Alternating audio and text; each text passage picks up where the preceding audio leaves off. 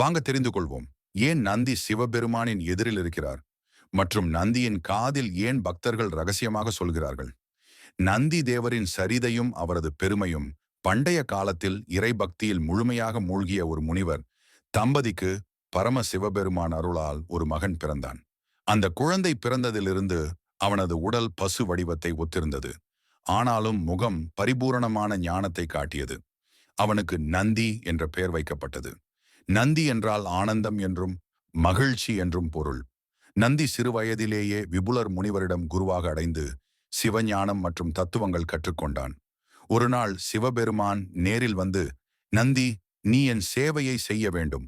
உன் மூலமாகவே என் பக்தர்கள் என்னை அடைவார்கள் என்று அருளினார்.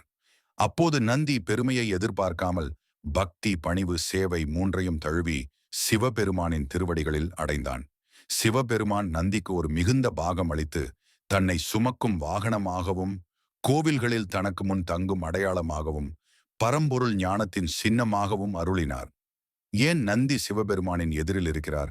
சிவபெருமான் அருள் பூரணமானவர். அவர் கண்ணோட்டமே தரிசனம், உயிர்களுக்கு மோட்சம் அளிக்கும். ஆனால் அவர் திருமேனி எப்போதும் தீவிரமான தவ திருவுருவை காட்டும். பரபரப்பான உலகம் நேராக அந்த சக்தியை ஏற்க முடியாது.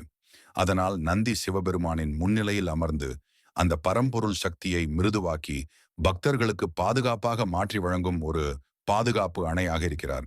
நந்தியை தாண்டி சிவனை பார்க்கும்போது பக்தரின் மனம் எளிதாக அடங்கும். கடவுளின் அருள் சக்தி மென்மையாக அனுபவிக்க முடியும். அதனால்தான் ஒவ்வொரு சிவாலயத்திலும் நந்திதேவர் சிவபெருமானின் முன்னே நேராக அமர்ந்திருப்பார். நந்தியின் காதில் ஏன் பக்தர்கள் ரகசியமாக சொல்கிறார்கள்? ஒரு பழைய புராண கதையின்படி ஒரு பக்தர் மிகவும் மனவேதனையுடன் சிவபெருமானிடம் பிரார்த்திக்க விரும்பினார். ஆனால் அவருக்கு நேரடியாக திருப்பணி செய்வதற்கு பயமாக இருந்தது. அப்போது சிவபெருமான் கருணையுடன் சொல்லினார், நந்தி என் நெருங்கிய சேவகர். நீ உன் மனக்கோரிக்கைகளை நந்தியின் காதில் சொல்லு. நந்தி அவற்றை என்னிடம் கொண்டு வந்து சேர்த்து விடுவான்.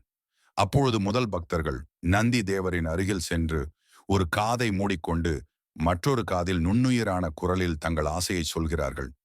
நந்தி தேவர் தமது நம்பிக்கைக்கேற்ப அந்த வேண்டுகோள்களை உடனே சிவபெருமானிடம் கொண்டு சென்று அவர் அருளை பெறச் செய்கிறார் என்று நம்பப்படுகிறது.